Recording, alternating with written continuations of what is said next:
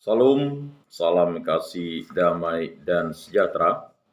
Tuhan memberkati, menyertai, dan melindungi. Salve, keluarga sejahtera dan kesehatan reproduksi dalam pandangan Katolik. Kita mulai dengan pendahuluan, latar belakang. Yang pertama, membangun keluarga sejahtera dan bertanggung jawab merupakan idaman seluruh keluarga, masyarakat, dan bangsa. Berbagai upaya telah dilakukan untuk mencapai tujuan tersebut, antara lain melalui peningkatan kesehatan reproduksi yang meliputi keluarga berencana, kesehatan ibu, kesehatan reproduksi remaja, dan lain-lain. Semua itu dilakukan bersama-sama dan terpadu oleh berbagai komponen masyarakat, serta tokoh agama dan tokoh masyarakat. Kedua, Gereja Katolik memandang keluarga sejahtera dalam kesetiaan kepada rencana Allah sebagai sebuah perkawinan dan keluarga untuk saling mencintai.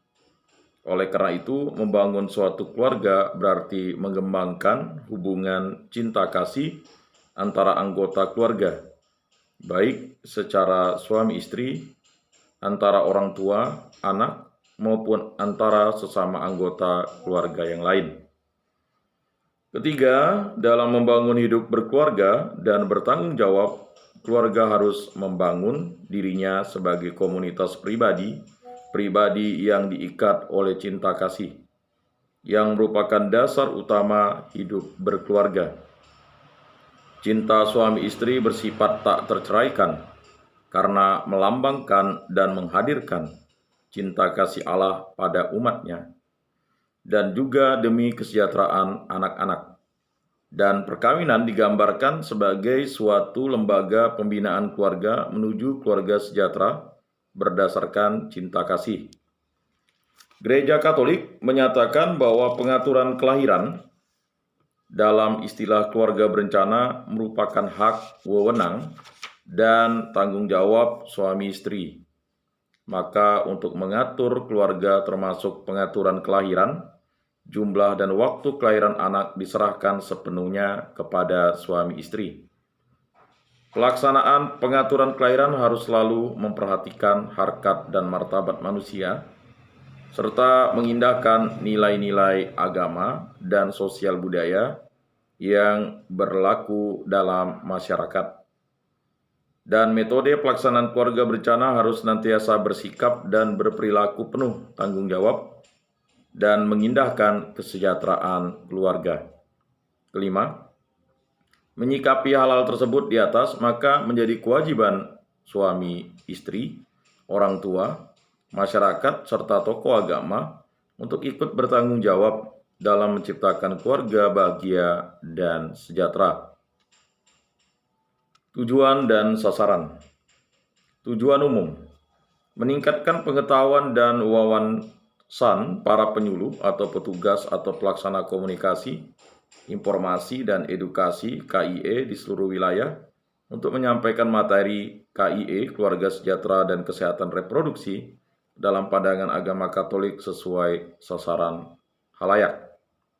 Tujuan khusus: meningkatkan pengetahuan dan wawasan para penyuluh atau petugas atau pelaksana KIE, keluarga sejahtera, dan kesehatan reproduksi dalam pandangan agama Katolik kepada halayak sasaran. Meningkatkan pengetahuan dan wawasan tentang keluarga sejahtera dan kesehatan reproduksi dalam pandangan agama Katolik bagi keluarga dan masyarakat. Mendorong terwujudnya perubahan sikap dan perilaku keluarga dan masyarakat dalam menjaga kesehatan reproduksinya. Menjalin kerjasama dengan lintas sektor terkait dan masyarakat dalam menyebarluaskan informasi tentang keluarga sejahtera dan kesehatan reproduksi dalam pandangan agama Katolik kepada halayak sasaran. Sasaran langsung: seluruh lapisan masyarakat, khususnya calon pengantin dan anak remaja serta orang tua yang mempunyai anak remaja. Sasaran tindak langsung: penyuluh atau petugas pelaksana KIE, LSM atau LSOM, tokoh agama, tokoh masyarakat, pendidik. Pengertian-pengertian. Pertama, kesehatan reproduksi adalah suatu keadaan kesehatan yang sempurna baik secara fisik, mental, dan sosial, bukan semata-mata terbebas dari penyakit atau kecacatan dalam segala aspek yang berhubungan dengan sistem reproduksi, fungsi, serta prosesnya. WHO 1992, Family and Reproductive Health. Kedua, reproduksi sehat adalah kondisi di mana wanita dan pria sebagai pasangan suami istri dapat berhubungan seksual secara aman dengan atau tanpa tujuan terjadinya kehamilan, dan bila kehamilan diinginkan, wanita hamil pada umur yang tepat dan dengan jarak kelahiran yang cukup, sehingga dimungkinkan menjalani kehamilan dengan aman. Ketiga, masa nifas adalah masa 6 minggu setelah persalinan yang merupakan masa kembalinya alat-alat reproduksi seperti sebelum hamil. Keempat, pendewasaan usia perkawinan adalah suatu upaya mempersiapkan diri dalam memasuki usia perkawinan atau pernikahan, baik pria maupun wanita harus sudah cukup dewasa, sehat jasmani dan matang rohani, serta sudah mempunyai penghasilan yang cukup untuk memenuhi kebutuhan keluarga. Kelima, kesehatan material adalah tingkat kesehatan ibu pada waktu hamil, pra-persalinan atau antenatal, dan pada waktu persalinan dan awal postpartum masa nifas, baik persalinan yang berlangsung di tatanan institusional seperti rumah sakit, rumah bersalin, puskesmas maupun di tempat lain.